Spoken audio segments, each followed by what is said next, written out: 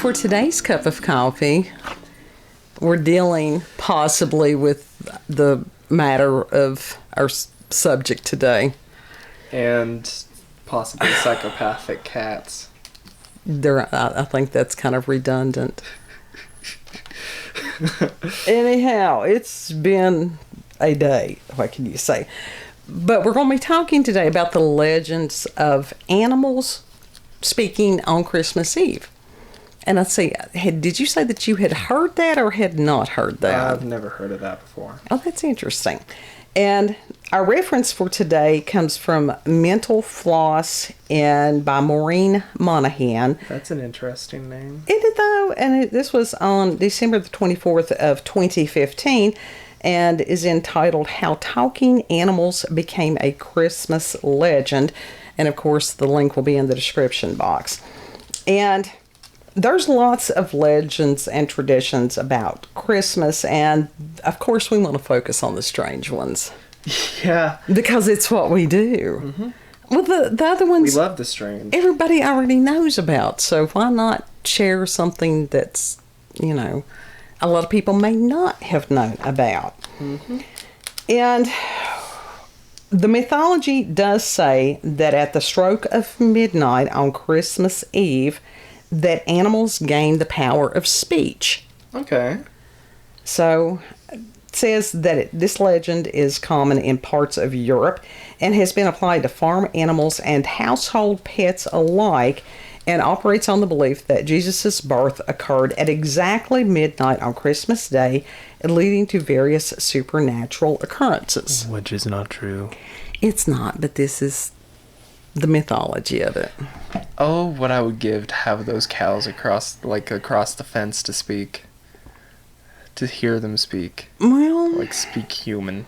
I don't know. What I would give to hear some of the animals actually speak our language. That would be so scary, but also so fascinating. Well, it's one of those that on some of the Appalachian, there was actually a link as far as Appalachian legends, which does include about the animals talking, but in some of them it says if you hear them, you die. I wish I didn't hear that. The animals talking. The animals hoiking. And the animals disgusting. Yeah, really. It says many speculate that the myth has pagan roots, which we can understand how easily that would be, or may have morphed from the belief that the ox and the donkey and the nativity stable bowed down when Jesus was born. And anyhow, the story has taken on a life of its own. Okay. And we'll wait a little longer until Christmas. There's a reason we discussed Yule and how that the current beliefs came into being. Yeah. You don't pasture animals in winter. That's all I can say. You don't pasture animals near electronics either. They'll climb on them. They didn't have electronics back then. He was just about to climb on your laptop? Well, that was... Oh, God, not again. Anyhow, there is a book by Clement A. Miles that is called The Christmas Troll and Other Yuletide Stories. And I very well may have... I may have to order that one. And so Miss Monahan had taken some of her inspiration from this. It says variations of the legend can be surprisingly sinister for holiday lore. And one tells the story of vengeful pets plotting against their masters. And this tale is from Britain. Oh no, they're going to shove medicine down our face just like we do with them. And it says, once upon a time there was a woman who starved her cat and dog. At midnight on Christmas Eve, she heard the dog say to the cat, "It is quite time we lost our mistress. She is a regular miser. Tonight burglars are coming to steal her money, and if she cries out, they will break her head." Oh, in what way? What do they mean by break her head? "'Twill be a good deed," the cat replied. The woman in terror got up to go to a neighbor's house. As she went out, the burglars opened the door, and when she shouted for help, they broke her head. So, yeah. Feed your dogs and cats. and everything Our else. cats must have nothing bad to say. They have nothing to complain about. And then there was another tale that comes from the German Alps, and this features animals foretelling the death of their caretaker. And it says, on Christmas Eve, a young farm servant hides in the stables hoping to witness the animal's speech, and indeed hears a horse say, "We shall have hard work to do this week." "Yes, the farmer's servant is heavy," replies another horse, "and the way to the churchyard is long and steep," says the first horse. And the servant dies a few days later, leaving those horses to do some heavy lifting. Dang. Yeah, so those are our type of Christmas story. And it says a more modern version of the tale first aired on ABC in 1970. And while it's animated and supposedly for children, it was surprisingly grim. And in the made-for-TV cartoon titled The Night the Animals Talked, the animals gained the power of speech and sing a song exalting their newfound ability. And then they use that to insult each other. And they say that you can bicker with anyone you hate. It's great to communicate. It must have been early rap or something. By the time the animals realize that they've been given the ability in order to help spread the message of Jesus' birth, it's too late. While running through the streets of Bethlehem, they lose their speech one by one. The ox was the last to lose the ability and is left to lament that so many humans seem to waste the gift of speech. There was one, and I'm trying to remember. Oh my goodness. That's why you don't fucking insult people. Well, that's, it's like words have remarkable power. But there was, I think was it Bankin Ross or Rass or whatever it was that produced the Rudolph. It was almost like a stop motion anime. I probably got that dyslexic horribly. But they had... It was a stop motion film, yes. They had this one about this little long-eared donkey. And I think it aired like once because it was so horrific. And that the little donkey had ears that were so long that he would step on them and he would fall. But his mother loved him. And that they went out one night and it was snowing. And she wrapped herself around the little donkey to keep him warm. And she froze to death. That's horrible. It was a horrible thing for children. Do that to children? It was just like, I can't remember. Y'all for creating that. I will have to go back and see what it was. But in the end, this was the little donkey that carried Mary to Bethlehem.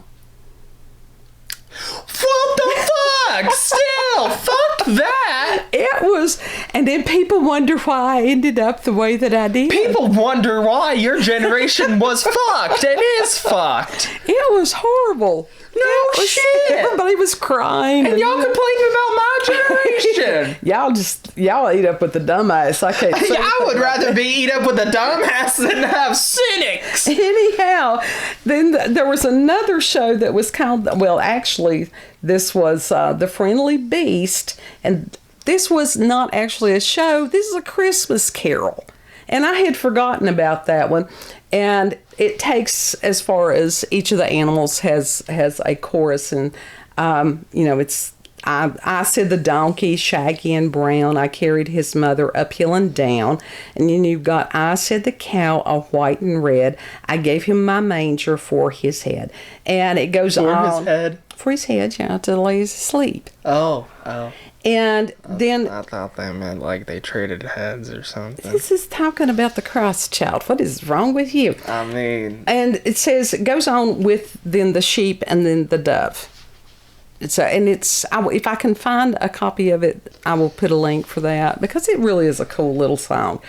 It says the song's origins supposedly lie in a mostly forgotten French medieval feast day, which is the Feast of the Ass. I think we should bring back the tradition of the Feast of the ass. I'll eat your And of ass course, like this was corn on the cob. absolutely, which of course that is supposed to honor Mary, Jesus, and Joseph's flight into Egypt and the donkey who transported them. And it says the carol was born of an even earlier Latin hymn that was commonly sung at the feast. And the title of this one, I'm not even going to try the Latin, not today. Not today, Satan. From the east, the ass has come. So there's Bring another out one. your ass. Yeah. Bring out your ass. This one had the chorus, "Hail, Sir Donkey, hail." It says, Sir ass. Hell, sir ass. "To hell with your ass." The mountain version. The hell with your ass. It says the What the hell you variations say? of the Christmas legend about special or supernatural animal behavior are diverse and far-reaching, and not all necessarily involve animals speaking. It says in John Howison's 1821 Sketches of Upper Canada, the author tells of a Native American who told him that on Christmas night, all the deer fall upon their knees to the Great Spirit. So that's pretty cool. Okay. And then in William Henderson's 1879 book, Folklore of the Northern Counties of England and Their Borders, recounts the legend that on Christmas Eve, bees assemble in a type of a choir. And thus the Reverend Hugh Taylor writes, quote, "A man of the name of Murray died about the age of 90 in the parish of Eardiston, Northumberland. He told a sister of mine that on Christmas Eve the bees assemble and hum a Christmas hymn, and that his mother had distinctly heard them do this on one occasion when she had gone out to listen for her husband's return. Murray was a shrewd man, yet he seemed to believe this implicitly." End quote. I thought that was pretty cool. Yeah. In some cases, the myth of the singing bees circles back to that of the kneeling oxen. And in the parish of Whitebeck in Cumberland, bees are said to sing at midnight as soon as the day of the Nativity begins, and also that oxen kneel in their stalls at the same day and hour. So, singing bees, plotting pets, clairvoyant horses, praying oxen, and more, all to illustrate the power of Christmas Eve, sort of supernatural power, and one that has a strong hold on the collective human imagination. And it's interesting because, I don't know, people that have not read and studied Scripture, they don't understand the supernatural, everything about it. Right. Now, let's face it, a virgin birth, that's pretty supernatural. Yeah. Angels appearing to people, speaking to them before events occur, yeah, that's pretty supernatural. Having dreams of events. Oh, yeah. I mean, even as far as the Magi, I've had dreams that came true. sure. And so some of these we will discuss more fully as it gets closer to Christmas. But, you know, and your father and I were discussing earlier scripture where you had Balaam who was riding the donkey, and that Balaam was intending to go someplace where he wasn't supposed to be going, and an angel was in front of him and with the intent to kill Balaam. And that it was the donkey that had spared his life by veering off course. And that during the point that Balaam's ankle may have struck some of the rocks or something, and so he beat the donkey. And this happened like And the donkey 2 or 3 But the times. donkey saved his life, so he beat the donkey. Yeah, that happens quite often. That's But anyhow, so the donkey was given the ability to speak, and that's what it asked Balaam. And it's like, look, there was an angel with a sword right in front of you. I have saved your life this many times, and now now you're beating me. And at that point, I think that God may have opened Balaam's eyes, and he was able to see the angel with the sword and realized that he was stupid. no shit. So, Oh shit, he was stupid. the point of that has always been that, you know, God can speak through an ass. So, It quite frequently does. Oh my God. So we have further proof. We have further proof. And this is something. Speak, ass monkey. Really. And this is something that we hear of the term jackass frequently, but that is a male donkey, and then the female is a Jenny. That's like. But that Jenny ass does not sound as good as as a jackass. I mean, a female dog is a bitch. Mm-hmm. Like, that's what it is. It certainly is. And that people, as far as applying that to a disagreeable female. Even though female dogs are like some of the sweetest animals out there. Well, yeah. Sweetest dogs out there. But this is where people, and going back to the animals lamenting how people misuse the power of speech. Mm-hmm. And how that certain words have, being used to mean something that they originally did not mean in any way. And how often do we use our power to communicate to be a blessing or to be a curse to someone? Yeah. Something to ponder. This is the season of great ponderings. For some of us, that's every day. Every single time we ask the cats, honey, what do you want? If only they could say what they want, then we would actually be able to do something about it. I think it's because they don't know. They don't know. That's why they give you a blank look. Some of them don't even know that they're alive. It's like, I don't know.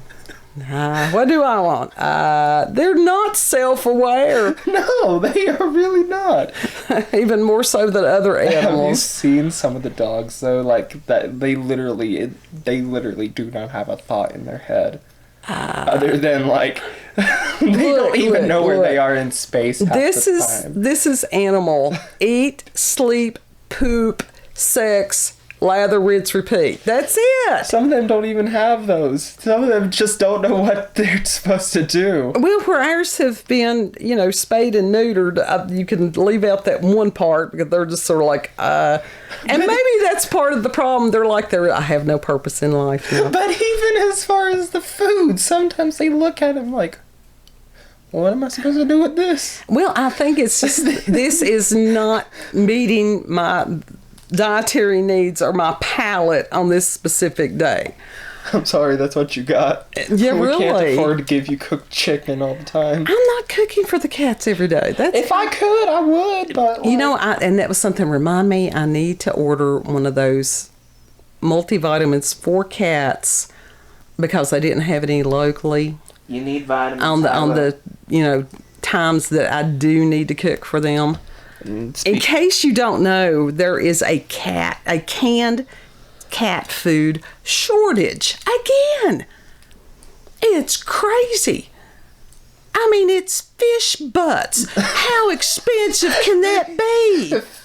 Fish butts. It is. Fish heads and fish butts. There's not a lot of nutrition there, and then they throw in the multivitamin. Yeah. So we may end up having to cook for the cats, and I expect them to give thanks on Christmas Eve. By the way, if y'all pray out there, send us prayers for Snuffy Boy because we're going to take him to the vet this week and pray that he does get better and that he doesn't have some sort of terminal thing.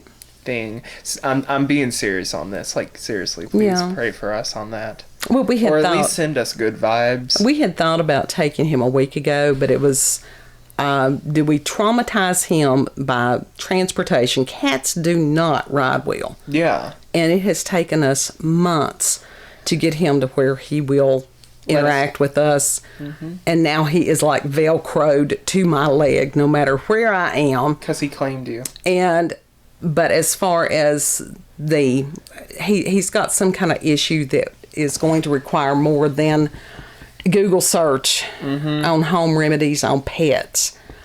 So we do have an appointment for him on Thursday morning, and just truly are praying that it's nothing that's that serious. Mm-hmm.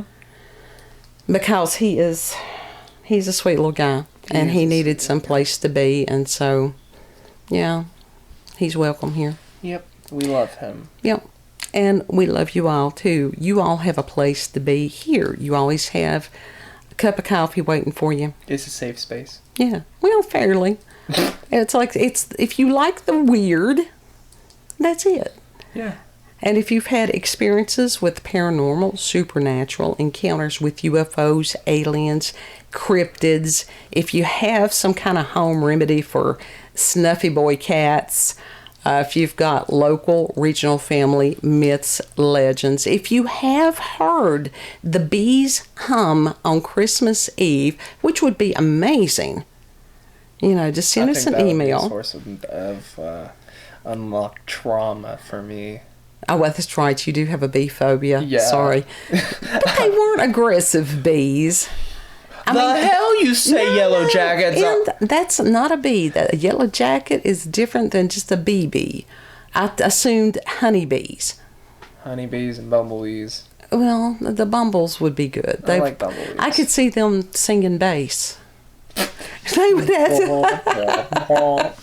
So, womp, womp, womp. Yeah, any of those things, send us an email, cupofcoffeewithscream@gmail.com.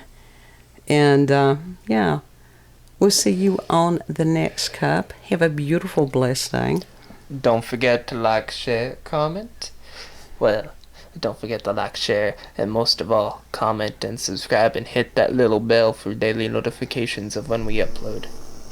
We upload. If you're on YouTube. Yeah, on BitChute, I don't know what they have as far as notifications on there. They do have notifications, but they don't have a way to schedule yet on BitChute. And so as soon as I get up, that's one of the first things I do after making coffee and getting a cup of coffee is I sit down and go ahead and publish the video. Yeah, I'll go ahead and publish there on BitChute. So, okay. And BitChute guys, you all are very, very, very appreciated. Mm-hmm. So, as well as with our regular crew that has been with me for quite a few years now. We're a tiny crew sailing to the edge of the earth to just peer over and see what's on the other side. I'm a shipwrecked one. So anyhow, we'll see you on the next cup. I was thrown overboard. I think we're all thrown overboard at this point. Anyhow. Castaways. We are castaways. I told ahoy you. There. Ahoy. We are castaways. Bye. Bye.